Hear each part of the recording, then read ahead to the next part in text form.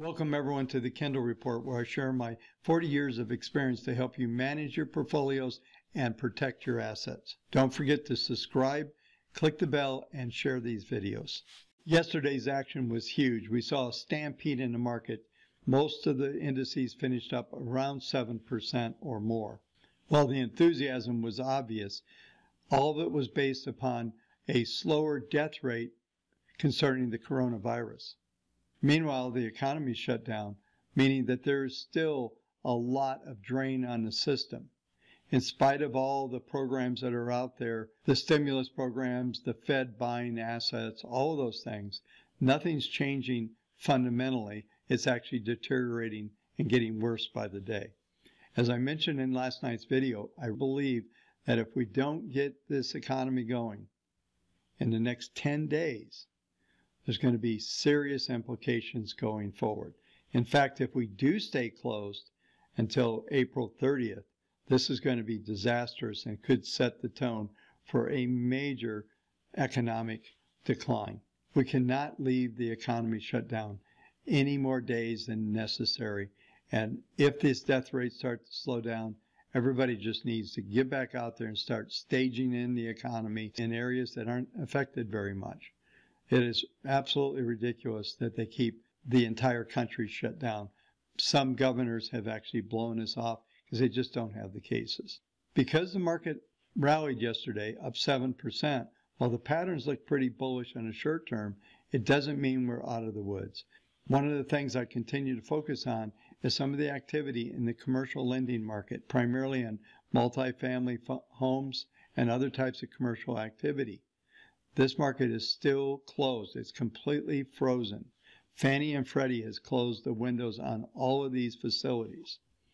There's even rumors that some of the funding that happened over the last several weeks, there's a buyback clause in some of these contracts, suggests that the bank that did the funding and sold them to Fannie Mae may have to buy back those mortgages. If that happens, that will drain the liquidity, not to mention possible other deals they've done. Now, this particular facility I'm talking about is fairly small, but this affects the overall sentiment when it comes to bonds and mortgages in general. It appears that the retail mortgage market is still open, but it's pretty tight. A lot of people aren't doing much at the moment. There's no material economic news coming out. PPI, I believe, on Wednesday, and then Friday CPI. But for the most part, we're going to be operating on pure sentiment, and the coronavirus will continue to drive some positive buying in the markets. There is a risk that everything got way overdone. It's a one and done potential based on what happened today. We'll take a look at the markets and unpack those in the technical section shortly. Nothing has changed in the backdrop. The economy is still shut down. There's still deterioration in businesses, and all of the municipalities and other areas of the markets are still remaining under pressure. There was some selling and downticks in the values of many of those instruments yesterday. I don't see us getting out of this just because of a one-day rally, even though I have talked about the bullish patterns in the stock market. I will continue to emphasize that this is ultimately about debt, not about equities. The algorithms and other players are going to continue in here as we see this crazy volatility. Let's go ahead and take a look at the technicals to get a good feel for what's likely to happen over the next couple days. Before we get into the technicals tonight, just want to review the WaveTech multivariant global equity strategy that I talked to you about last week. We still have the long signal. It stayed intact, did not get kicked out. We're working on that 30-day pattern that I discussed last week. Now, the probabilities here is that this will start to move up, or it could push this equity curve to all-time new highs. It was down 3.59 when we went into the trade last week. It dipped all the way down to about 7.5%. It's back at 1.7. Now, there is one laggard in this, which is the small cap index, which has not participated in this rally very well, but I suspect if we stay positive over the next couple sessions, we'll see that come into line. I just wanted to review that because I had some emails today asking about this strategy Don't forget, if you aren't in Portfolio Expert, you're a current subscriber, make sure that you request a trial. Starting by looking at the S&P 500 cash, if you recall last week, I drew in a pattern that I expected to happen. At the time, I expected to see a decline, setting up a right shoulder, then we should see a move up toward this 40-period moving average. I talked about how the PPMs were starting to show a bottoming pattern, and this is exactly what's happened so far. Now, we could only be a couple of days from completing this particular pattern, and we should start to see a decline, possibly as early as Thursday or Friday, and we should set up a move to come back into this range. And this was what I've been talking about here, is that an expected range of around 2920, as low as 2300. But then we're going to set up a double zigzag pattern is what I'm expecting.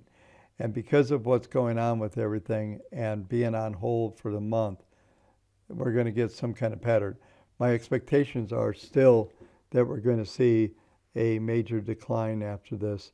And this will be more the pattern that unfolds if they keep the economy shut down into the 30th.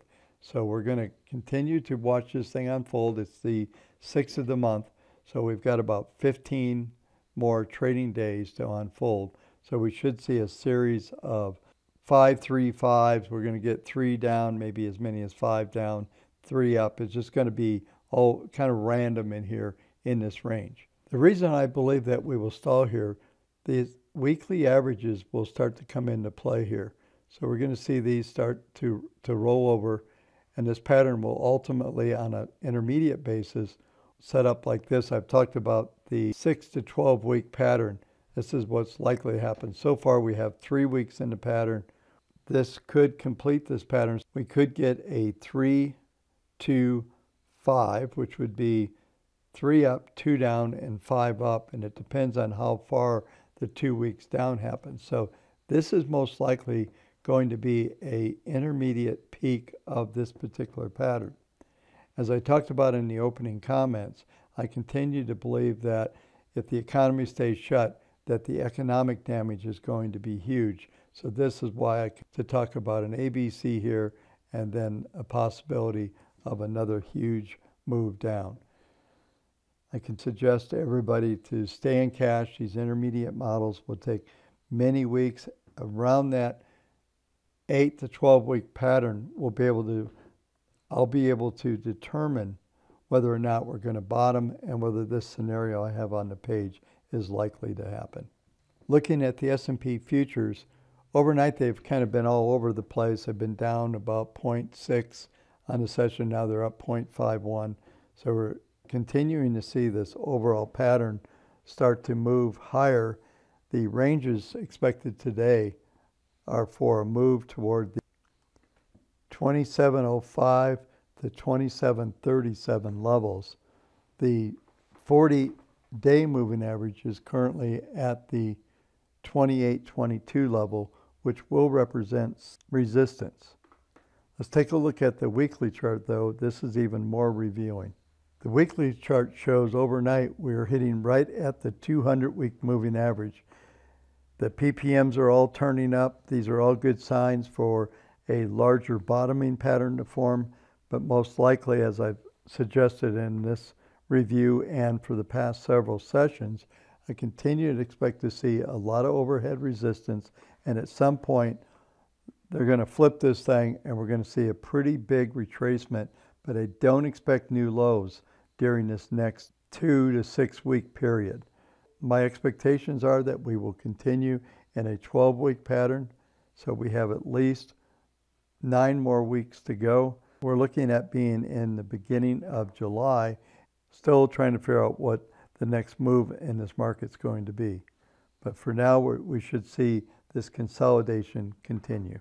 The surprise market of the day was the huge rally that we saw yesterday in the gold market. And we did have a buy several days ago. Everything was set up early in yesterday's session that we could fail and see a pretty major decline. I talked buy signals in place back on the 24th, But that retracement back to the 10-period moving average was the significant event. It did hold the average. We never closed under it, and we saw this acceleration to the upside. So we printed as high as the 1742 level overnight, but we're starting to see some selling. So this may be getting overdone, and you can see some of the PPMs are starting to flip over. The short-term PPM is losing its momentum pretty quickly and has crossed its first derivative, and some of the other indicators are not in trend mode yet. So this is why this was pretty surprising rally and breakout of this pattern. Now, there's been a long-term secular trade on going back to the June of last year, and that continues to drive this market. One of the things I think is interesting when we start to look at some of the objectives, there currently are no upward objectives. We've actually penetrated them on the monthly, but when we go over and look at the weekly chart, there is a pretty substantial move to the upside projected. The possibilities of moving up to 1789 before the top will be reached. Some months ago, I talked about the longer term objectives of 1762, and then the high end is 1869 to the 1935 levels. This will complete the broadcast. Thanks for watching. We'll talk to you tomorrow night.